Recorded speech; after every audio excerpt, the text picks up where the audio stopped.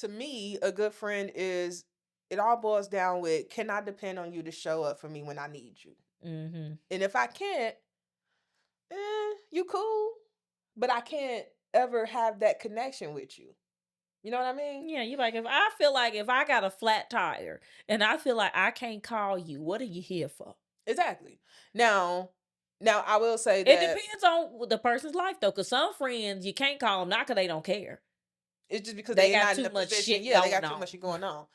And all of my friends now, whether you can actually do it or not, I know that if I call y'all and I'm in a bind, We'll move our y'all schedules will around. want to be there for me. Yeah, I will move Whether my you can schedules around. actually do it or not doesn't matter. But I know you guys would genuinely want to help me. So I got a weekly ready for us today. Yes, what is it? It's a story. Yes. All right. So this one is titled, I peed my pants at work in the most embarrassing way ever. You better been drunk. Drunk at work is even worse. Hopefully, I'm thinking like a Christmas party or something. Oh, That's the vibe I'm thinking. All right. No, that is not the story. But here it is. It says, I'm a 38-year-old female. Mm-hmm. I work in a male-dominated field. All my coworkers are men. Okay. Today, I was walking out to my car after work and took a tumble off the curb. I know that. I did a full barrel roll. Bless I her. hit my elbow and knee really hard. Okay. Then, while struggling to get up because of fucking course, I ended up on my back. Damn. I unleashed a full bladder into my pants. I drink a ton of water. Plus, I had the 2 last LaCroix. It was so much pee. I had to walk to my car, then drive for 30 minutes to my house in my pee pants. I'm mortified. If you're curious, yes, there was an entire office also outside walking to their cars. Dang. Basically, I just ran to my car and drove home in complete silence. So much happened in that time. Did you know that's exactly what happened to me? So I know I didn't pee. Because you know this was all less than 5 minutes time span. But I can see because I travel far for work and I drank a lot too. Like my bladder was full when I fell. And it easily could have been me. Oh my God. I could not imagine. I would go home. I don't even care about the job no more. Like, I don't even Like, care. I'm going home. How do you show your face? Like, I don't even care. I'm just going home. I get a new one. I get a new damn job if I pissed on myself like that.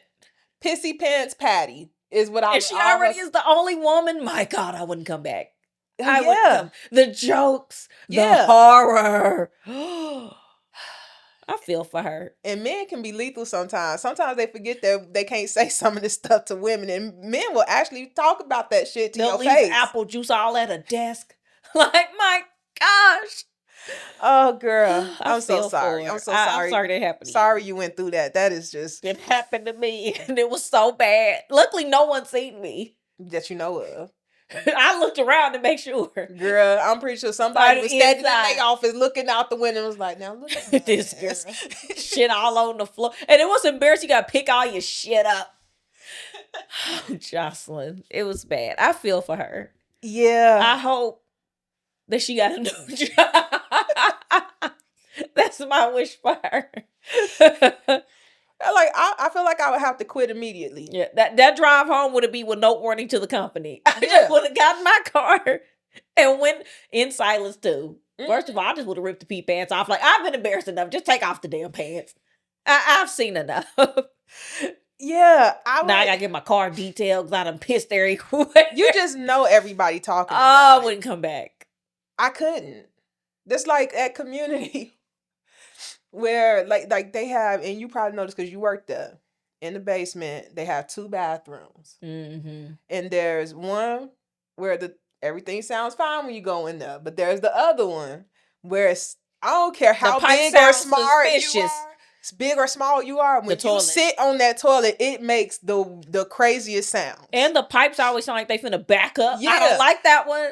Look, everybody has told me that when they go to that bathroom, they are so scared that toilet is gonna break. And I said, I'm telling you. I squat. I said, I ain't even sitting on this. I said, right now, I'm telling you right now, if I go to that bathroom and I sit on that toilet and it breaks, y'all will never see me again. I was like, because it's right near the stairs, and I will go up them stairs. Literally, I said, while I'm in that bathroom getting myself cleaned up, I'm gonna text my closest friend in that pharmacy and say, can you bring all of my stuff to the stairwell and sit in front of this bathroom? And I was like, y'all will never see me again. Ever. I was like, Matt would just get a text. He'll get an email saying that I ain't coming back. Hey, it's been good working with y'all. Something happened I can't disclose, and I will not be returning. Disclosing. And I will not. I said, y'all will figure it out when y'all get the notification saying, hey, toilet is broken, out of service. Y'all will be like, I bet that's why Jocelyn ass left. It should have got broke when you had that peanut butter chocolate milk. That was a different bathroom I used. But yeah, there's two reasons why I said I would end up leaving community on the spot, and that was one, and the other one was if I ever got stuck in their elevators. I said if I ever get stuck in y'all, your old girl got stuck in there. I've heard about people getting stuck in their elevators, but I'm like, if it happens to me, just know when I get off said elevator, I will not be coming back to this pharmacy. I'll come back. I just won't do float no more. Nope. I ain't coming back. It's just, I drink a lot of water, so my only concern will be, when can I pee? Because I drink a ton of water. Honestly, that would be my fear too. Not necessarily because I drink a lot of water, but because when I get scared, I have to pee. I don't know why. I get the nervous pees. I get the nervous smile and the nervous pee. Trust me, if I am nervous, I am smiling like a crazy person. And having to pee. And I can guarantee you I have to pee. I can guarantee it. So if I got stuck on the elevator, I can guarantee you I am afraid. See, I get the nervous farts. See, I'd much rather have the nervous pee. Because I can at least hold that for a little bit. One time at an interview, I farted. Luckily, it was one of them silent ones that didn't stink, so no one knew. But I knew I farted. It was messing with my concentration. Oh, my God. Because, like, you fart, you're like, oh, my God, what's going to happen? It's going to stink. Like, what are we about to do? I've never had a nervous fart. But I do smile when I get nervous or just uncomfortable. It's like one of those nervous smiles. Like, I'm like... okay, what am I supposed to do here? And I genuinely can't help it. I leave. Like, I would just be gone. Usually it's like somebody's crying and I'm just like, this is supposed to be my friend. I don't want to just leave. Just church pat. I'm just like, but at the same time, I feel awkward sitting here like with the nervous smile, with like a deer in the headlights. Like, what do you want from me? They don't want anything. They just want to cry. I know, but sometimes you can't help but have the feeling like I should be doing something. That's human nature. And I'm always just like, I know that's not what they want, but my brain is saying, do something. Do something. And you like, but I can't. What? Yeah, I get real nervous when people cry around me. I just give them a tissue or something. Yeah, but what if somebody already did that? What if somebody already did all the other stuff? And then you sitting there like, well, damn, now I ain't got nothing to do. You just look like you empathizing and then you just look at them. Yeah, well, this woman, I'm just trying to think. If I was a witness to this, I'm sorry, lady, I would have laughed. I would send her a gift basket. Like, if I knew who it was, I'd be like, HR, I don't need to know her address, but this is for her. Send this to her house because she needs something. And I would send it anonymously. I'm like, because I don't want you to feel bad. And like, I'm just calling you out, but here's a gift basket for all your troubles. And my note will be, I'm sorry. I empathize. If I never see you again, I understand. And that would be the Mine would have just said, I am so sorry. Yeah. I'm so sorry you had to go through this. There. especially in a male dominated. And if I never see you again, I understand why. And it's okay. Yeah, because you can reach out to HR. Like if you have a gift for somebody, you can reach out to HR And they can send it to them. Yeah. But yeah, I couldn't be in that situation and be okay with going back to work. I would leave all my stuff. Like I wouldn't care. I want Everything nothing I back. got is gone. Or I just come back after hours when I know everybody gone. That's when I get my stuff. Because But I I'm didn't not coming resign, back. so my badge still work. Yeah. I will get my stuff. It just never come I was back. like, nah, it couldn't be me. I mean, it could be me, but goodness, would I be upset? Oh, it could be anybody. That's what's scary. Because it could be anybody. Literally. All right, friendship files. Yeah, friendship files. Okay, so this is like a 2-part, 3-part question. Ooh, okay. The first part of this question says, how does family closeness or lack thereof affect your expectations of friendships? Boy, it's bad. You know, I never thought about that. It's true though. About how I was brought up could have impacted my friendships. Childhood impacts everything. It's so crucial. Well, this one says, so the next part of this question says, if you come from a really tight-knit family, do you expect friends to show up the same way? I didn't have a really tight-knit family. So See, and I did. know. But I never felt that my friends needed to be the same way. Because I don't view my friends as my family per se. So I wouldn't have the same set of expectation. To me, that's not realistic to think your friend is going to show up. It depends on the friend. Show up in the same way that your mother or father would, or sister or brother. But it also depends. If there's someone you've been friends with for a long time, you would expect that. Because they're like family at that point. But a friend of a year and a half, no, I don't expect you to call off work to come take care of me. But I don't even expect my family to do that. And I did come from a close family. But I don't expect, if I'm sick, I don't expect my family to be like, oh, well, let me just drop what I'm doing, go take care of her. See, but I think a lot of people do expect that from family. Because my mama spoiled the shit out of us when we were sick. Now, not only would she check on you, she came to your house with groceries, with food, made the food, tended to you. She would call off work. Oh, don't get me wrong. I think my mother would do the same thing if me and my brother would allow it. Oh yeah, I definitely let that lady had a key.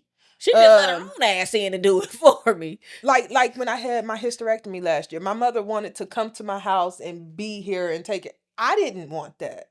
I was like, I already got everything in my house already set up for me to be okay. Let me just go home and recover. I'll be fine. So I think my mother definitely would. I just don't want that. And I don't think my brother would be okay with it either. It just depends on the person. Yeah, I think personalities are a thing. But no, I don't expect my friends to... Here's my thing. I don't expect my friends to treat me the exact same way I treat them. Then, to me, it's not truly a friendship. It's more transactional than I think it should be. Because everybody is different. Because what you would want from someone doesn't match what they would want, as you stated. But it depends. Like, if I know that my friend is somebody who would want that shit, and I was able to do said stuff, true, then I would do it. But if I know, like you, I would never bother you like that unless you asked me to. I would never be like, hey, I'm coming to your house. I let myself in. You be like, girl, who invited you? I'm like, and what is this visit for? You sick. I'm like, what that got to do with anything? If it make you some soup. I didn't ask you for no soup. I mean, and literally this exact thing happened after that surgery. You messaged me and was like, I'm coming over, and you had like a rose with a bear on it. And I was like, what's this for? And you was like, because you had surgery. And I'm like, and what that got to do with anything? You give gifts. And honestly, I had no idea that was a thing. Oh. But again, I give gifts for every occasion. To it, if somebody hosts a party, there's a gift. Now, yeah, if I go to, now it depends on what I'm doing. Now, every time I go to a friend's house, am I going to bring something? No. But if I go to your house, especially the first time, I'll try to bring something, especially if I knew that I was coming. I think the first time I went to your house, I wasn't actually planning to be there. Yeah. But let's talk about that, because I actually just saw a reel yesterday. Yes.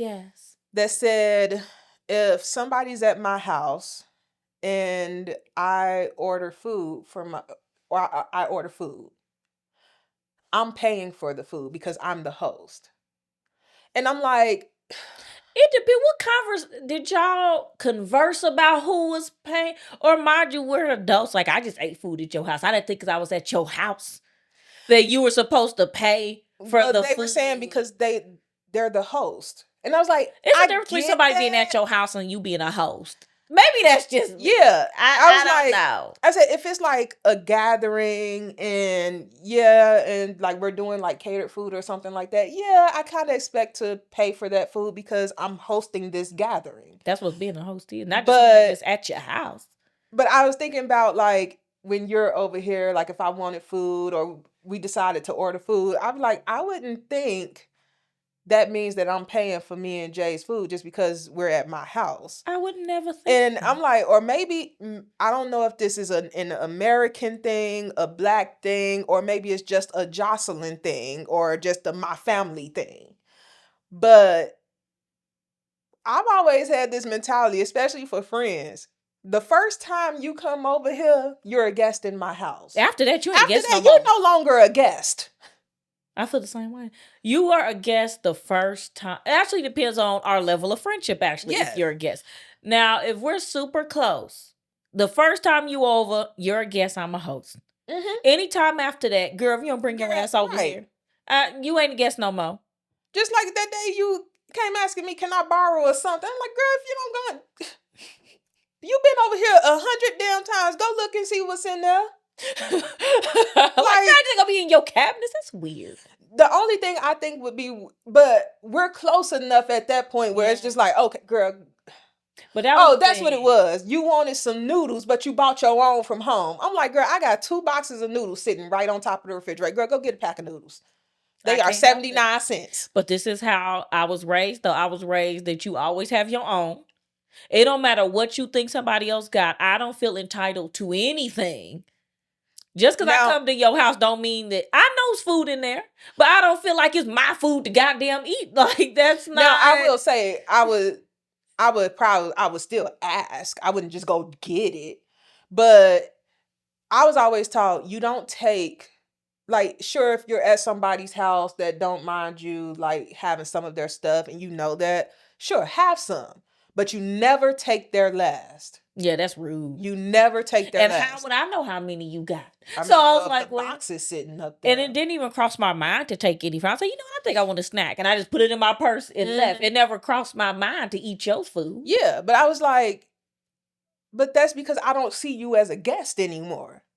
I'm like, the only thing I think that's definitely off limits is like, yeah, you don't just go in my room and just start looking through shit. We ain't. That like, is the Black forbidden rule. You don't go in nobody's room without being asked. Exactly. I don't care how close you are. The bedroom is only for when you are invited in said bedroom. So I'm like, but the kitchen, sure. Just walk around, do what you want. Yeah, I don't care.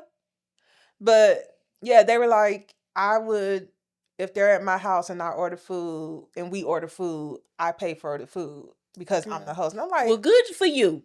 I say, your friends must love you then.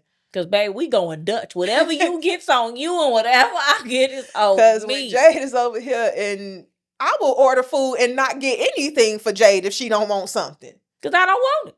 And we so petty. We've both gotten food delivered to here from 2 separate places. Sure have. That we ordered at the same damn time.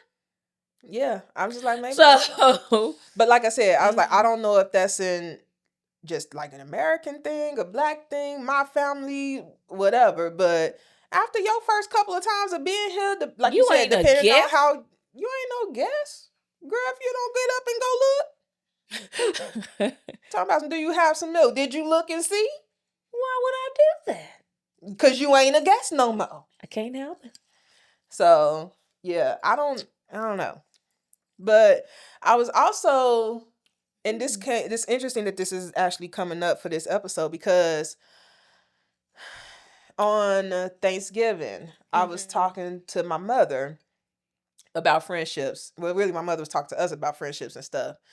And I had brought up, have you ever heard the phrase or whatever that girls that don't have sisters can't be good friends? No. I have. And I don't have any sisters. And I'm like, but I feel like I'm a great friend. I don't think. Now, I do believe that only children are selfish for the most part. I believe And that it's too. not that they're terrible people. They're just not used to caring, having to think about other people or sharing. I don't think it's because they're bad people. It's just if you, especially if you grew up and there was, and y'all were financially comfortable and you were an only child, it would never cross your mind to share. And it's not that you're selfish, it wouldn't cross your mind to do so or to give your last to somebody else and stuff like that. They like, I ain't doing that. And let's be for real, a lot of youngest children are the They're same selfish way. in the same way because they don't have to, because they don't get a hand me. I mean, they don't have to they share do get the anything. hand-me-downs, They but get they don't hand-me-downs, really have to but share stuff. And I can say that as the youngest of my mother's kids. There's a 5 year, little over 5 years, I think, age difference between yeah, me that's and a my brother. significant gap. Yeah. And I'm the youngest. So And y'all different genders. Like, there's it's not different even the genders. same. And think about it. My mother wanted 8 girls. Why? She nuts. She I think she changed her mind after That one. She's like, this is enough for me. One girl is enough. But yeah, I was spoiled. I monopolized my mother's time. People even I think my mother used to call me her own shadow because I was always with her. And naturally my brother felt some type of way about that, and I'm not surprised. But the way I used to hear all the time that, oh yeah, if girls don't have sisters, they can't be good friends.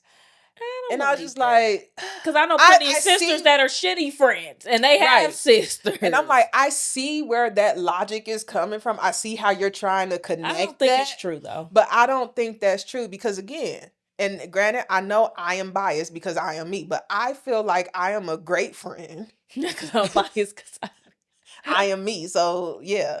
But I know a lot of people with sisters, a lot of women that I would consider to be a shitty friend. But that's the biggest thing. People also people forget sometimes that the definition of a good friend is different for everybody. Everybody has their own definition. You know what I mean? Definition. A good friend. That was funny. Don't know what that was. But yeah, what I would consider to be a good friend, you might be like, yeah, I can see that, but that's not what I would classify as a good friend. And it's subjective. So it's like, how can you grade something that's different for every person? Exactly. So to me, a good friend is, it all boils down with, can I depend on you to show up for me when I need you? Mm-hmm. And if I can't, you cool, but I can't ever have that connection with you. You know what I mean? Yeah, you like, if I feel like if I got a flat tire and I feel like I can't call you, what are you here for? Exactly. Now I will say that it depends on the person's life though, because some friends you can't call them not because they don't care. It's just because they got too much shit. Yeah, they got too much shit going on. And all of my friends now, whether you can actually do it or not, I know that if I call y'all and I'm in a bind, we'll move our y'all will around. Want to be there for me. Yeah, we'll move. Whether you can actually do it or not doesn't matter. But I know you guys would genuinely want to help me. You know, I'll move my schedule around. Yeah, just like I know you talk about the whole moving in thing. If I was really in the bind and like, Jay, I need to stay here for like a week, you'd be like, I don't want you to, but I would say that. I mean, I know you would want to. I know in your head, you're like, damn, I really don't want nobody living here with us. But I know at the same time, you'd be like, but I ain't about to tell her no. If she coming to me, she is in a bind. She down and out if she asking for help. Right. And you also know that if I tell you it's gonna be for a week, that girl gonna be gone in 2 days. Yeah. So, and I say the same thing. I say I would never let y'all live here. But Jay, if you came to me tonight and said, I need somewhere to stay, I fucked up, I'd be like, all right, the bed in the bedroom is gone, but you can have the couch. I'd be mad. I'd be mad too. But at the same time, no, I'm talking about mad about me being in that situation. I'd be so mad. Like, I'd also be like, what happened? I know you would. We the same. I will pat you, be like, oh, things are sad, and I go, So, But are you ready to talk about what happened? where your house at? Yeah, where you about to live? What's going on? What does this mean? What's going on with you? Like, we would do the same thing. What about your job? Like, I just got questions. Because you seem to have your shit together. Now you're here. But now all of a sudden I'm find out that shit ain't as together as I thought. Concerning. Very concerning. Eye-opening, to put it nicely. What's really going on? Are you on crack? Like, let's just peel this onion. Let's get to the bottom. Yeah, I don't know. Here's the third part to that question. Yes. If you grew up doing everything alone, does asking for help feel foreign? Yeah. But I didn't even grow up doing shit that's alone. What I was about to say. I don't think that's specific to doing, because I don't consider myself to have done everything alone. Now, granted, did me and my brother necessarily hang out? No. Again, there's over a 5-year difference. Sure, I know some people are still closer to their siblings when there's a big age gap, but that wasn't me and my brother. But I had cousins that was closer to my age that I hung out with all the time. Like, I had people to hang out with. I had people to do stuff with. But even now, as an adult, I don't like asking people for help unless I absolutely need it. You see me today with that damn sticker. Yeah, and I was just like, here, let me. She's like, I got it. I was just like, okay. So she's like, are you the eldest? How did you know? But yeah, that's what I said. I don't think it's specific to being to doing things alone. But if you're the oldest or the youngest, I think it depends on how people have shown up for you when you need it. Did you get the help that you were looking for when you asked for? Because if you always got the help you needed when you asked, you would see no problem with asking. Very true. But since it's either A, half-ass, or they have good intentions, but it wasn't what I was expecting, our expectations were not matching up, and I didn't want to seem ungrateful, but really I didn't want the shit. And see, I don't believe in the whole astrology thing 100%. Sometimes the math. I will say, if there's ever one trait that has been known to be a Virgo trait, it's the whole not asking for help thing. I do that so much. But the thing is, I don't not ask for help because I'm just so prideful and just think that I can do everything myself. I don't ask for help because I don't want to burden other people. See, I'm selfish. That ain't why. That's so 100%. Selfish that ain't it. I 100% know that a lot of stuff that I do, if I just ask for help, it would make it 10 times easier. And the person would do it without being. And they would do it. But I always think, but why bother them with that? You could do it yourself. See, but I do think you could just do it yourself. Because a lot of times I'm like, it would actually be easier for me to just take time out my day to do it myself than the time it would take to ask someone for help, explain what I need, make sure we're on the same page, get them to execute. It would actually be less work in my mind for me to just do it. And a lot of times it is less work. So for me though, it becomes, do I want to spend time learning how to do this? Like when it came to graphics for the podcast, now when you start talking about money involved, that's when I'm quick to say, all right, I think I just learned how to do it. And I reached out and asked for a quote for 3 graphics for just Instagram. And they quoted me $1,000. I said, you know what? Coursera it is. Yep, I will learn. YouTube University, here I come. And what did I do? Last week sent you 3 graphics that I created. I'm like, I think these look good. But you know what? I've done that many times with stuff. And sometimes, no, the thing I did myself turned out bad. It didn't turn out bad. Not bad at all. Did it. It depends on my mood. I'm like, am I feeling like I want to craft something today? I do have to be in a creative mood. But yeah, I struggle to ask people for help, and I think a lot of people struggle to ask for help when they need it. Because a lot of people are tit for tat, and you don't realize someone is tit for tat until you have a tit for tat situation with them, and then you go, "Oh, you didn't impress me as a tit for tat." Yeah, interesting. And then it's also like you said, for a lot of people, me included, when it comes to helping, and then somebody does help you, they don't do it the way that you wanted it, or they don't do the way that you told them to do it, and then you feel bad when you have to say something. Still gotta do it. Yeah, but then you feel bad when you have to say something to them when they was just they was just trying to be nice and help, and now you feel like the asshole because you had to be like, this ain't right. Like, and I'm just like, that's mainly my thing, because a lot of times I don't think people have bad intentions. It's like, it could be me. It could like, be. Are my directions not clear enough? Or did I just jostling this up and make it more complicated than it needed to be? Or I think that like the things that I would consider easy, some people wouldn't. So it's like I can't put my expectations or my level of shit and attach it to other people.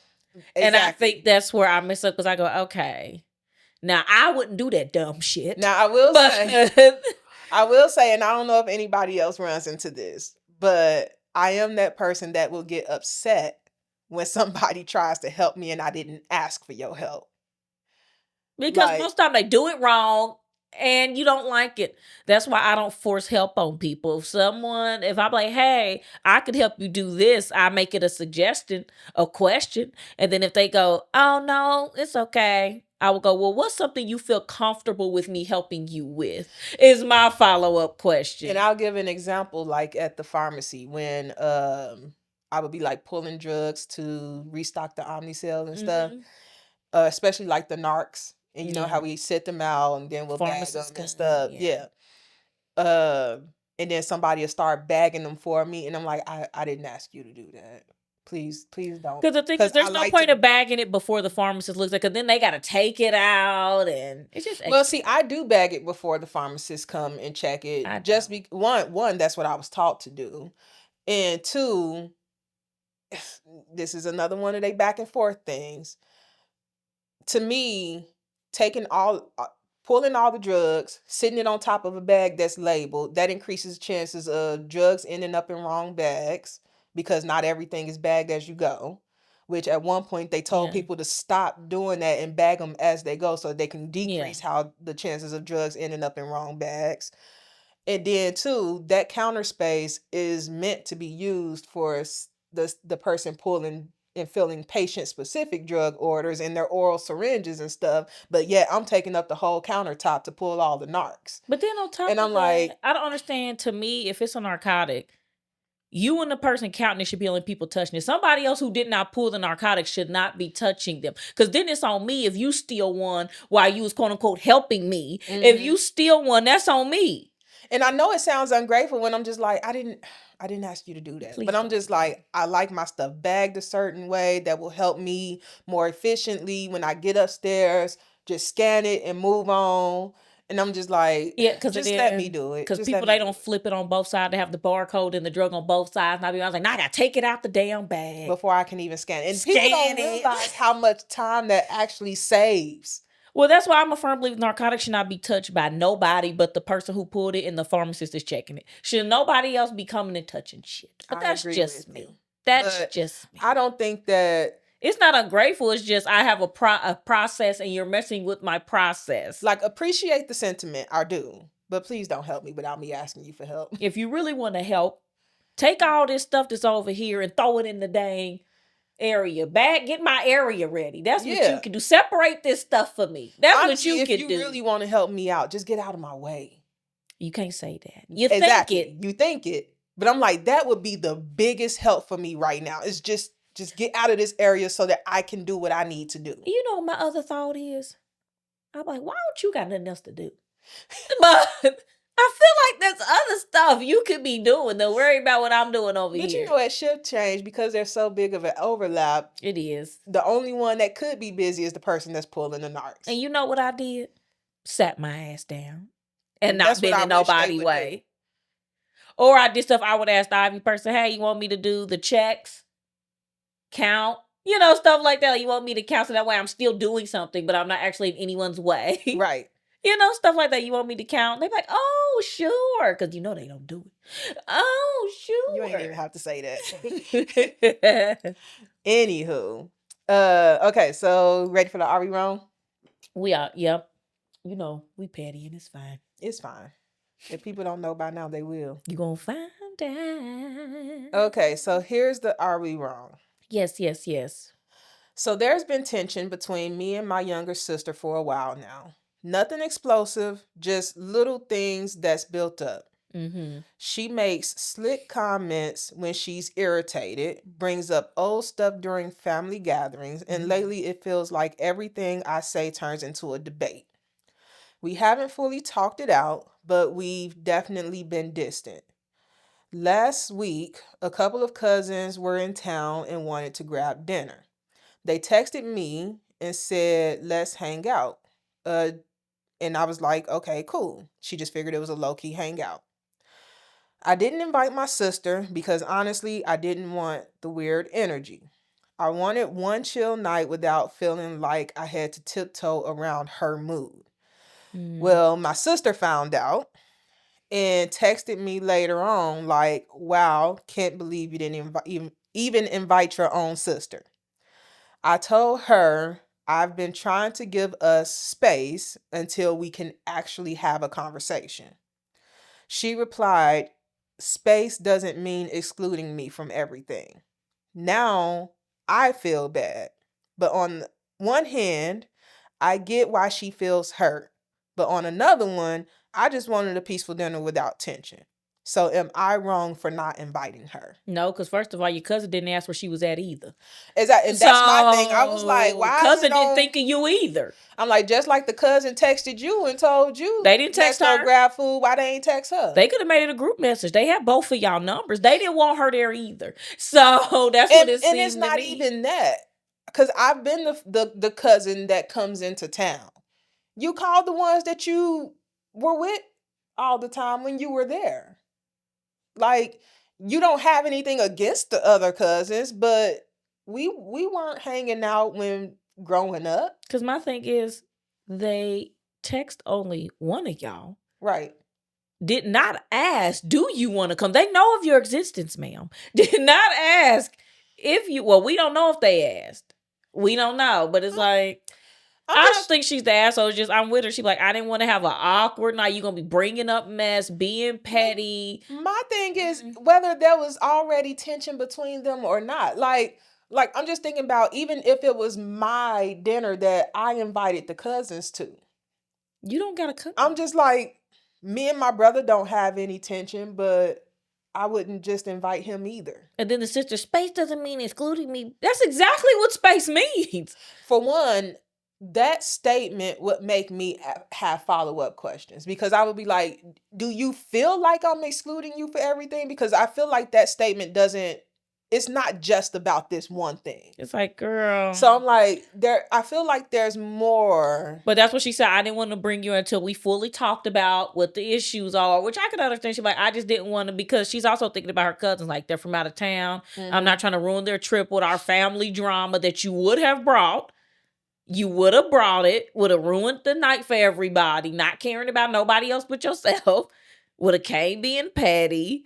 I want to know what's going to happen when the conversation happens. The one that's being petty is going to avoid that conversation. I bet Cash Money, she's not going to want to, the other sister is not even going to want to acknowledge nor have the conversation. Bet Cash Money. Because her response should have been, well, we need to have this conversation soon if we're to the point where you're avoiding me. You know, like, we need to have this conversation. She didn't say that. Because, yeah, and that's the thing. Like, if I was planning on having a conversation with the sister, the sibling, whatever, and now I'm telling the sibling, like, hey, I didn't invite you to this or I didn't tell you about it, whatever, because we need to have a conversation about our issues. And if I cared that much, and I'm the sister, I would have been like, okay, well, when you want to have this conversation, because I really don't like the fact that we don't invite each other to stuff. That would have been my immediate response too. She don't want to have it. What did she do? Give a little backhanded remark. She didn't do anything. And I'm not saying she shouldn't be hurt. I didn't say that. That's one thing I will never do. I will never tell somebody how they should or should not feel. People can feel however they want to feel. But you know, some people be like, you can't be mad at that. And I'm like, they can be mad at whatever they want to be mad at. Because she obviously is mad about something. Yeah, and I don't know, the whole excluding me, it's the fact that she said everything. Dang. So I'm like, okay, so maybe this isn't the first time this has happened. And the sister is just like, But then again, it's like, again, you were not even the person they reached out to. Because for all we know, the cousin didn't want you there either. Yeah. So, and she know, because for all we know, that's the truth. Or playing devil's advocate here. In the past, has she been the one where when the cousin reach out to her, she brings the sister anyway? Now, if in the past she used to do that, I'd be like, well, they're just assuming she coming. Yeah. Cause now as the sister, I'd be like, so you didn't want me there? You usually invite me. I don't know. But if I know we lately been going through some stuff, But what I if wouldn't the be sister that don't know? I would not be that surprised. I'm like, well, we have been getting into it at these family gatherings. Maybe she don't want to do that. But that's the thing too. What some people consider getting into it, the other person is probably sitting there like, oh, I didn't know we was into it. You like, girl, snarky remarks every time I say something I ain't in the mood for.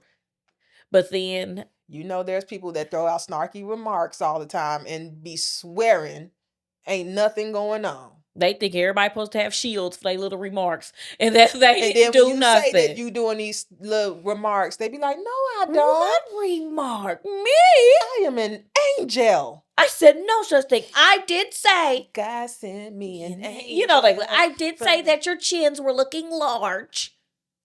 But I felt like everyone was thinking it, and I just had to say it. I feel like you could have worn a more flattering shirt. I was just trying to help you out.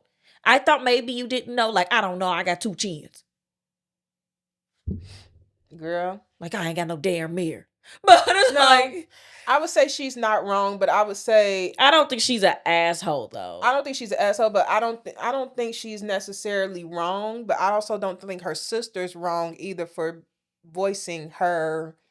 What's wrong is how they ain't had this conversation. That's what's wrong. They I think that at the end of the day, this should be the push. To me, after that awkward dinner last time, that would have been, I'm like, okay, girl, we got to get to the bottom of this. And now after this conversation, if you don't have the conversation You're now, not gonna. You don't want to. Y'all just gonna avoid each other. And if that's what you want to do, do it. Like, if you hate us, say so. But I'm also a person that doesn't believe that your family necessarily needs to be your friends. Just because you go out with certain family members don't mean your sister need to be there. It just doesn't. I don't know, because me and my sister all had different friends. Now, the youngest one did try to encroach herself on my friends. She did. But even with the family, though, like, I'm just thinking about my family. Growing up, the cousins that were closer in age hung out with each other. Yeah, that's how I go. So if me and just like my brother. So if my cousins that's around my age were to come into town and text me, my brother wouldn't be mad that I don't invite him because he didn't grow up hanging out with them like that anyway. Doesn't mean besides at Thanksgiving and stuff. That's it. It doesn't mean he doesn't love them. Love them. But that doesn't mean that you need to be hanging out with your family like that, because sometimes your family ain't your friends.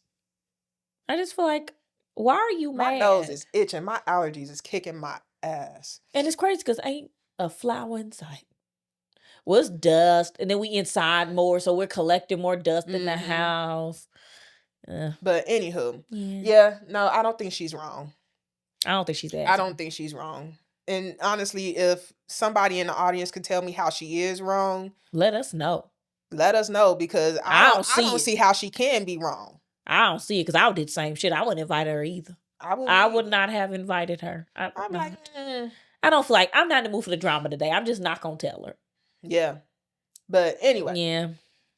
I'm ready for in my opinion. Yeah. Okay, so this one says, in my opinion, gratitude is so much deeper when you remember what you survived. Gratitude isn't about perfection. It's about perspective. That's exactly what it is. Yeah, I could agree with that. And all it did was made me think about, even just as recently as when I moved to Indy, and now, which granted is 2025, so I've been here for 15 years. Yeah. Honestly. But I think about who I was then and who I am now. It's like night and day. The struggles I went through, like being in that relationship, moving from Chicago to Indianapolis with literally no money, which I would not recommend. Yeah, 0 out of 10. I do not recommend. I would not recommend. Now, I will say I did move here with a job, with a place to live. I moved here with no car to get to said job, which was not close to my house. Knew that the Indianapolis public transportation was trash, and I would have to depend on family because I had no friends here. But I would have to depend on family to take me to and from work. And luckily, I came here with the 6-year mistake, and he had a license. I'm coming from Chicago, had no license. My high schools didn't even have driver's ed.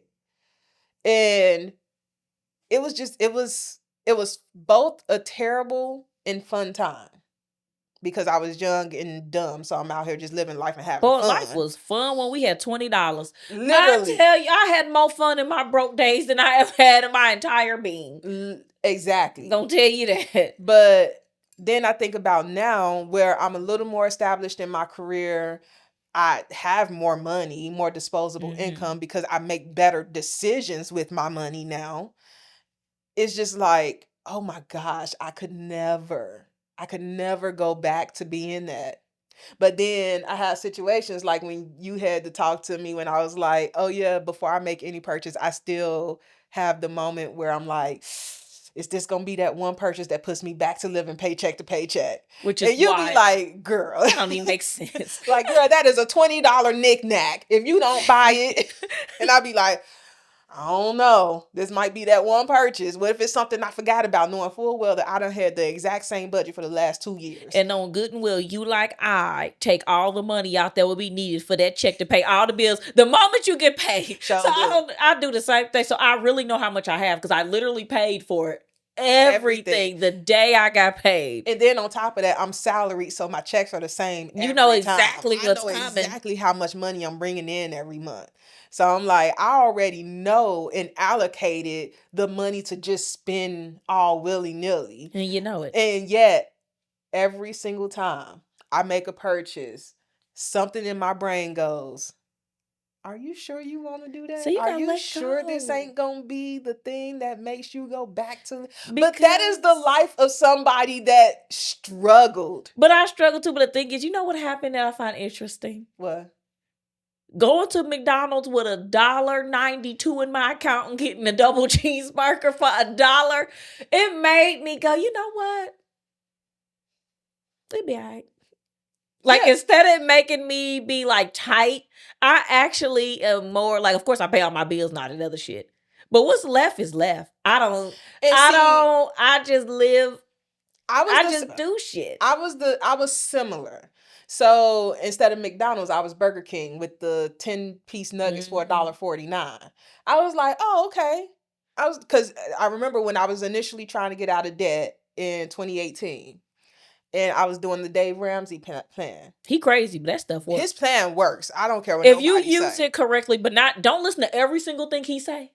But that snowball plan works. I would say, especially when it comes to the snowball, listen to the snowball. The snowball is very effective. I followed that plan for a solid year and paid off so much debt. I found out that I was spending so much crazy money on stuff that I didn't realize I was spending money on. That's why when people say they don't have money, I'm like, if you're not actually making a budget, you have no idea how much money you actually have. And the first step in making a budget is actually looking at your transaction that they send you every month. Actually looking at it, you're gonna be flabbergasted. You will, because I was. I was one of them people that spent $500 there. I was spending more than that. Where? And swearing to people that I had no money. I was like, I don't have any money to do all of this stuff.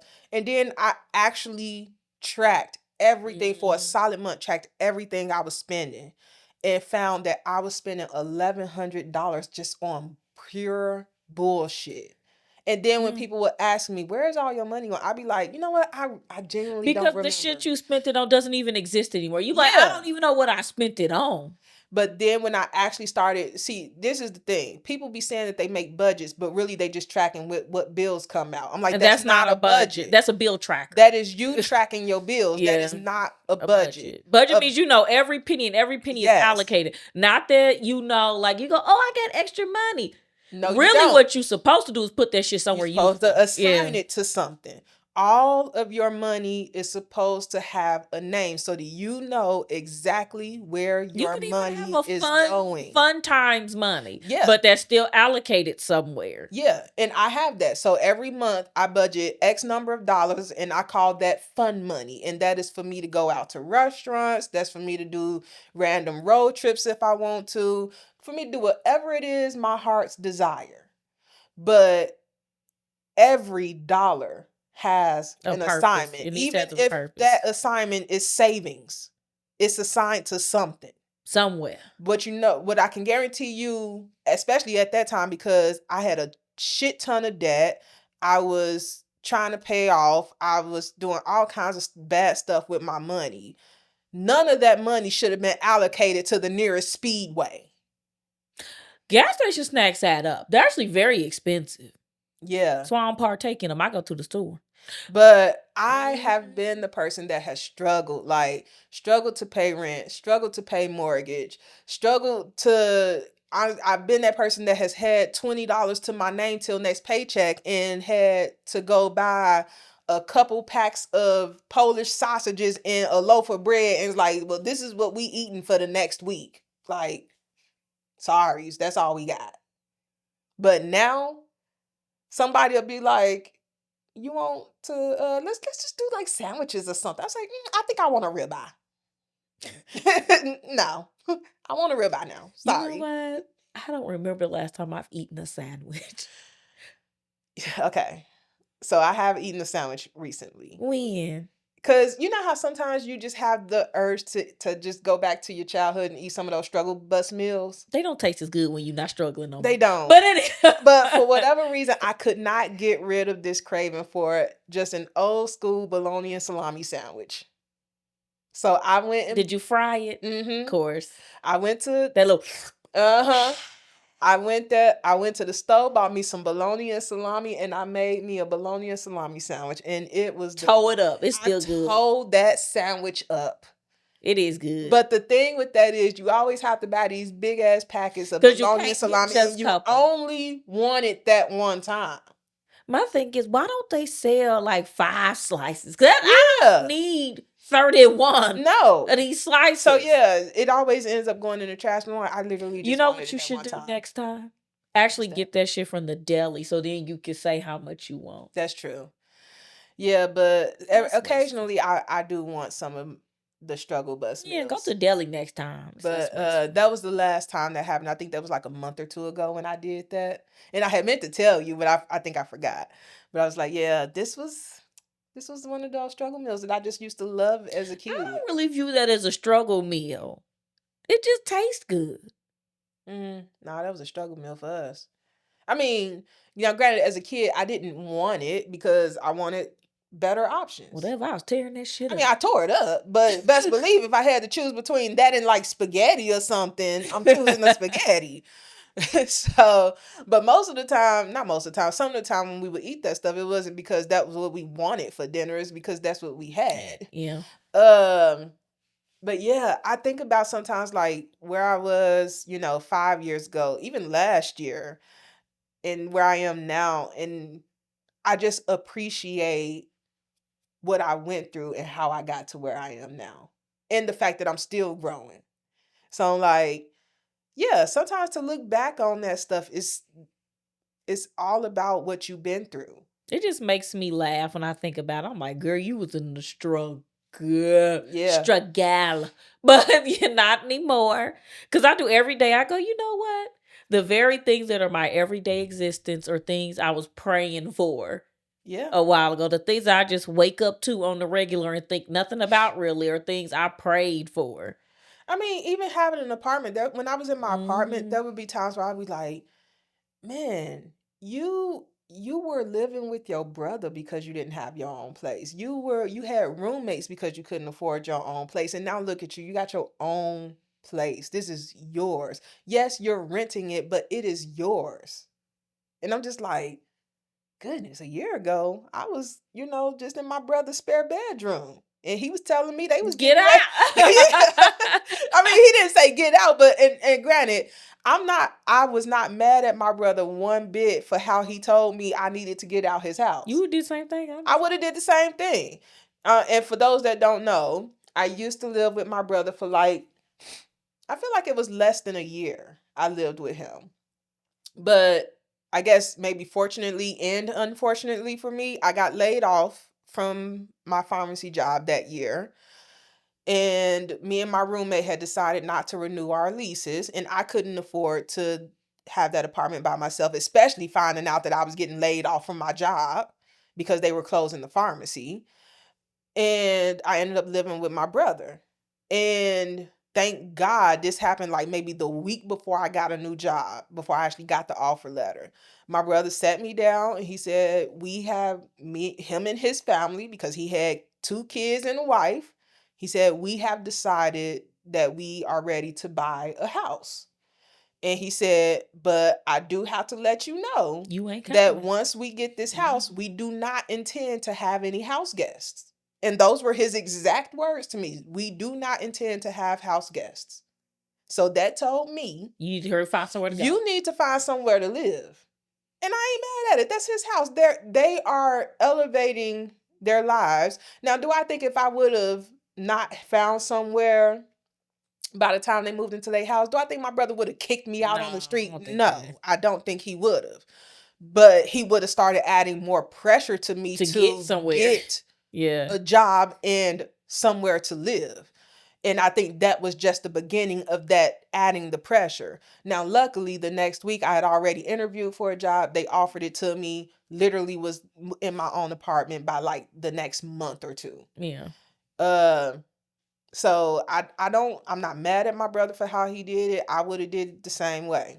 But yeah, I just think sometimes I think back and I'll be like, gosh, you just thank God you got it straight at some point in your 20s. Because if you wouldn't have, there's no telling where I'd be in life right now. The same place Probably still that we were. I'd probably still be with the 6-year mistake, to be honest. I was having a good old time. I was having a good time, but was I was having a hard time. No, I was not having a smart time.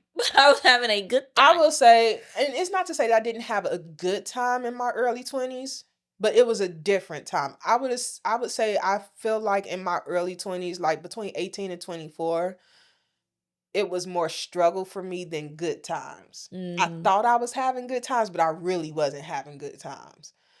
And people think I'd be exaggerating. It was almost instantly, once that relationship ended, it was just all of a sudden so much good stuff was just happening in my life. I was able to then finish my degree. I had more money I actually found a job that was making more money that wasn't in pharmacy. It was an office job. And it was just like I started losing a bunch of weight. I seemed more happier. It was just like so much good stuff just started happening. That's times when you let them burdens go. But and because he wasn't meant to be there. So the moment you let him go, the universe rewarded you for letting them go. Yeah. And honestly, it's been the same way since I left that one job. It just feels like, I mean, I've lost a little bit of weight. Is it drastic? No, but weight loss, in my opinion, shouldn't be drastic. But yeah, gratitude, just like I think people need it opens doors for more stuff, because you can't get more if you're not even appreciative of where what you are. Yep. You'll never elevate to more. Gratitude is something that I think a lot of people are lacking. Well, I think a lot of people confuse gratitude and contentment. I think they don't understand the difference.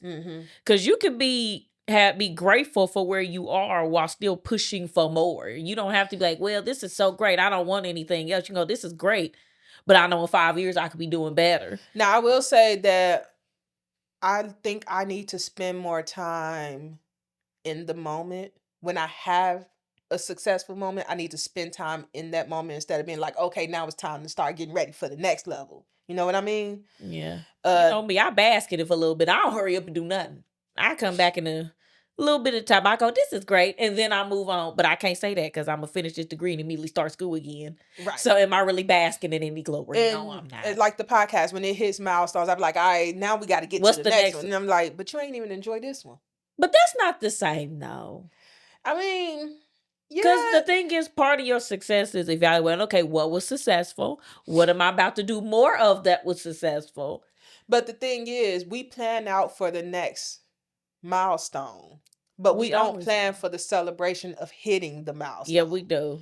Yeah, we And don't. Because the moment we like, yay, then we okay, what we finna do? yeah, It's not. okay, how we gonna get to the next one? And it's like, but there should always be plans for how are you gonna celebrate this achievement? How are you gonna celebrate hitting that milestone? Yeah, we go, yay, and then we And then move on. literally that's as much as we do. That's why the audience rarely hears about our milestones that we hit. Like we just found out through our Spotify rap, 2025 Spotify rap, that we hit 11 countries. Yeah. And our top countries was the United States, the UK, Germany, India, Germany, and Siberia. I didn't see Siberia coming. I didn't see that one. I was just like, why don't we celebrate this? And I'm like, but I've already moved on. I've already started doing all this other stuff. And I'm like, but I didn't expect that. That's Especially the huge. Siberia. 11 countries? That's a lot. I was like, 11? Us? And to hear that we're top 10 for like 24 people, we're the number one podcast that they listen to for 8 people. I said, I didn't expect us to be number one for anybody. We got our one. Not in the first year. We have our one. Yeah. So I was like, yeah, we need to plan out. I think people, including us, we need to plan out the celebration of milestones and achievements. Spend more time enjoying that. We do, but I don't want to bask in it too long. I can't help myself. No. I feel like that's not productive. I feel like there needs to be a balance. I think the yay is enough. I'm like, yay! And then we go, that's great. I think for most of them, yes. But for certain milestones, I think it warrants a celebration. Like, I think when we hit 1,000 followers on YouTube, I think that warrants a celebration. But the thing is, we do plan celebrations, though. For the milestones. It's just hard to, especially milestones like follows and stuff, it's hard to plan a milestone that, because you don't know when it's going to hit that. Yeah. So, anyway, that's just my take on it. Next is main character moment. And this week's main character moment for all of us is one thing that you're leaving behind this year and one thing that you're taking into 2026. One thing I'm leaving behind is sometimes I do feel guilt about necessary selfishness. Now, I know I have to be selfish sometimes, but I feel guilty about it. I need to let that go. Like, you can't feel guilty about stuff you know you have to do because you know what you're doing. Because me blessing myself always blesses other people. I never just keep shit to myself. I believe that people should be selfish to an extent. Mm-hmm. When it comes to protecting your mental health and just your peace in general, whatever your peace looks like for you, be selfish. Protect that with all your heart, because people will come for it, whether it's intentionally or not. They will come for your peace. So yeah, I would agree with that. You said that's one thing you taking with you, or you leaving?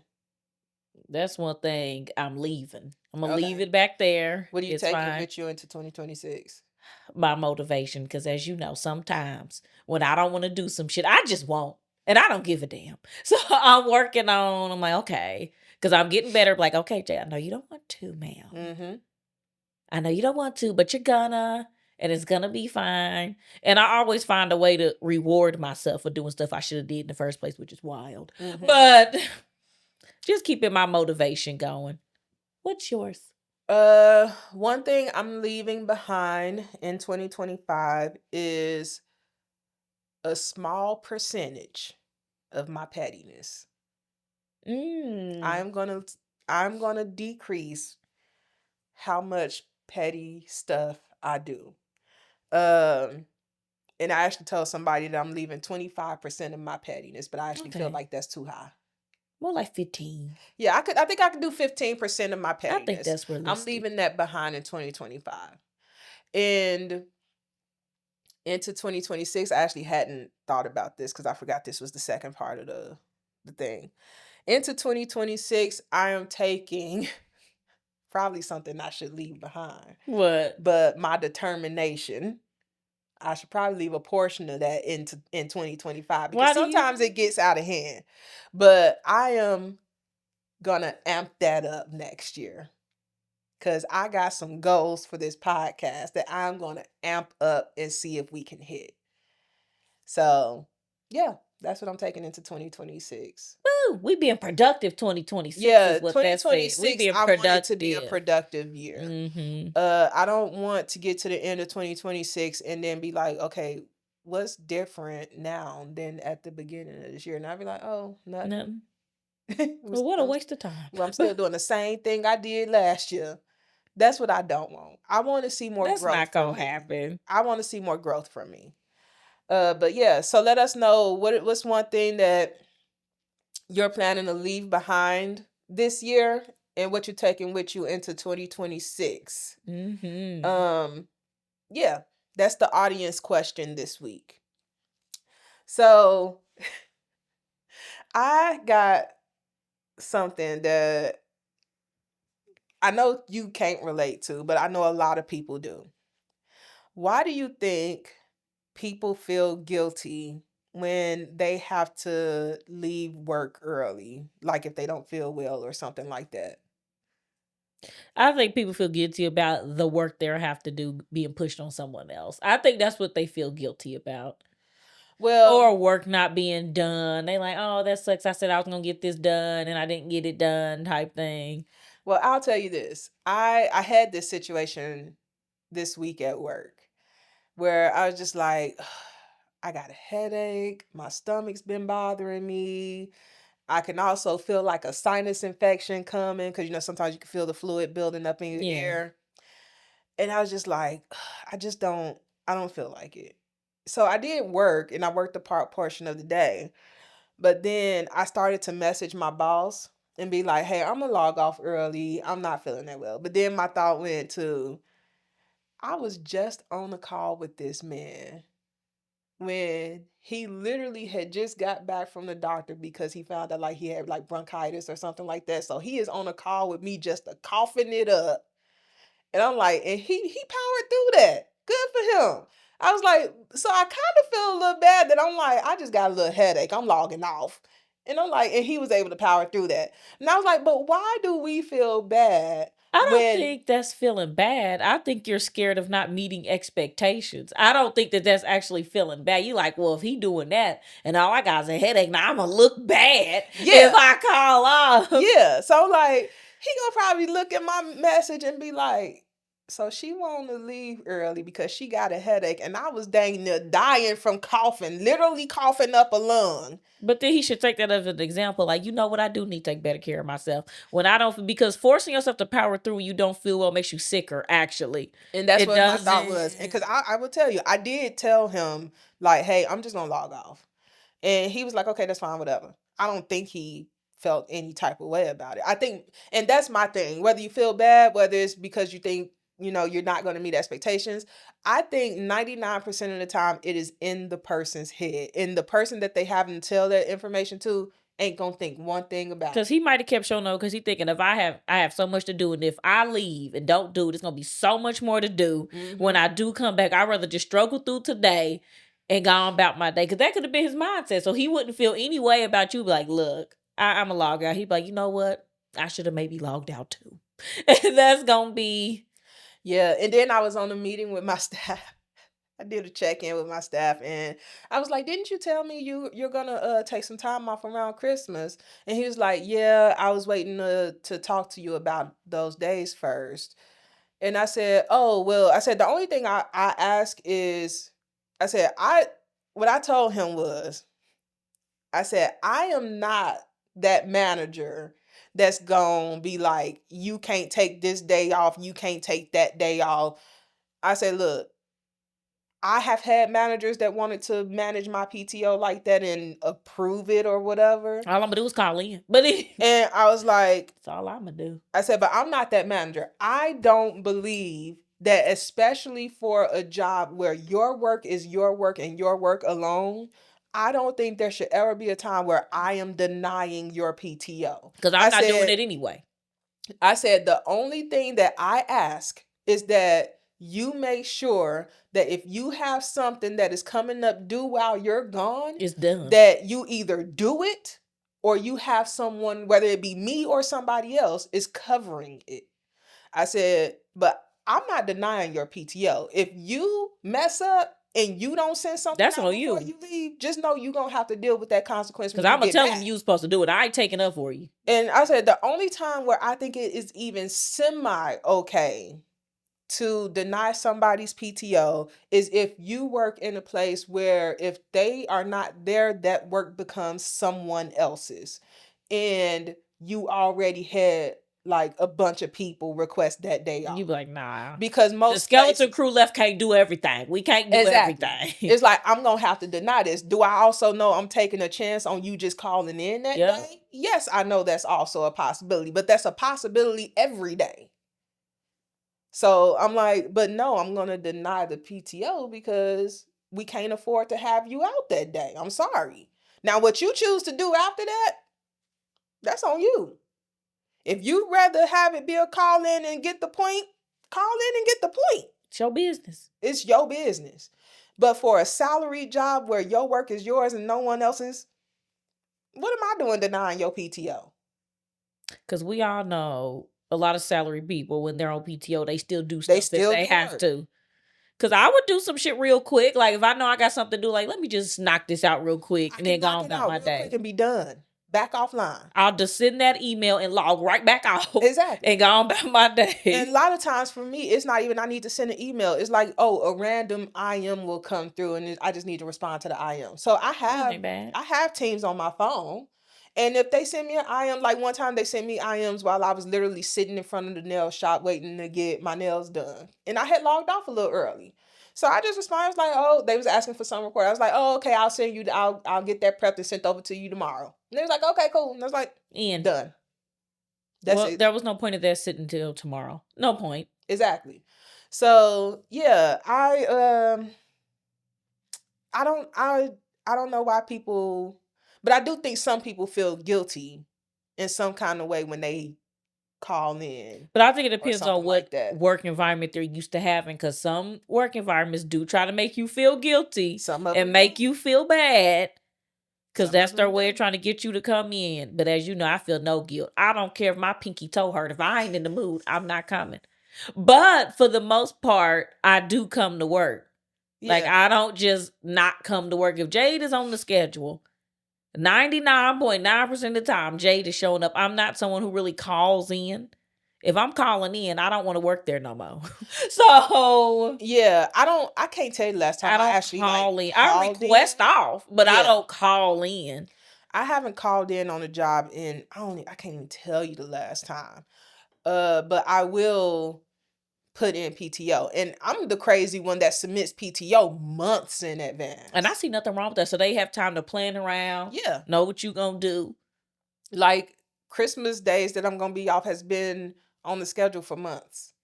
So can't nobody be like they didn't know. I'm like, well, here. You knew, you had ample time, and I do that for that reason alone, so that you can't say that you didn't have enough time to find somebody to cover me. Because you did. Because you knew 4 months ago I was going to be gone. And that's why I say, people, there's no way I'm allowing somebody to deny my PTO. I give you way too much notice for me to be okay with you being like, no, you can't take that day off. What you mean I can't take that day? I put that day in a year ago. What you mean? All right, whatever. All right, bet I won't be here. That's why I'm like, PTO stands for prepare the others. Because I'm not. Bet I won't be here. Especially if I requested off 4 months in advance. I'm on a plane. I don't know what to tell you. I'm not here. First of all, if I'm already gone, you ain't even, how did you even get through to my line? I'm on airplane mode. Like, get away from me. Why are you calling me? Get off my line, sir. I will see you when I get back. And whatever points you have for me. And I don't care. Not a because I'm a good worker. They're going to be the only points I got. I'll be all right. Right. Well, guys, we in case you haven't noticed, we got some big news. Yeah. You see, we got some merch so you can get a better look. I got one of the t-shirt examples for you. Yeah. And See that? Yeah, isn't it cute? Got the little, wait, what side is it on? Because my left Vibe is Tribe side. there you go. Mm-hmm. You can see a girl's perspective, AGP on the sleeve. We got some t-shirts made. Yeah. We got some hats made. We got some stickers. I got a hoodie. We got hoodies and hoodies, hats, t-shirts, stickers, and stickers made. Mm-hmm. With our new logos and everything on it. And at some point soon, we will be doing a giveaway. Yay. We have to work through all the logistics for that. So Yeah. be expecting that here soon. But yeah, we wanted to show you guys the new merch that we got. You guys will get real familiar with these because we will be wearing these shirts on every episode. We got uniform now. Sure do. It makes it easier on us. Sorry. But yeah, we just wanted to share with you guys. So be on the lookout for the giveaway information whenever we get that going. But as usual, thank you for hanging with us. Thank you for being with us. Thank you for being our virtual friends. Yay! Make sure that you are liking, comment, subscribing, and share on YouTube. And then on the audio platforms, do the same thing. Like, comment, follow us there. You can share those as well. Mm-hmm. Engage, and please engage. On all of the platforms. Mm-hmm. Instagram is growing. We're at 315 followers on Instagram now. So happy there. Thank you to those new folks that are tuning in from the Instagram. Hey, y'all. Welcome to the tribe. And I think with that, we will see you guys in the next one. Bye, friends.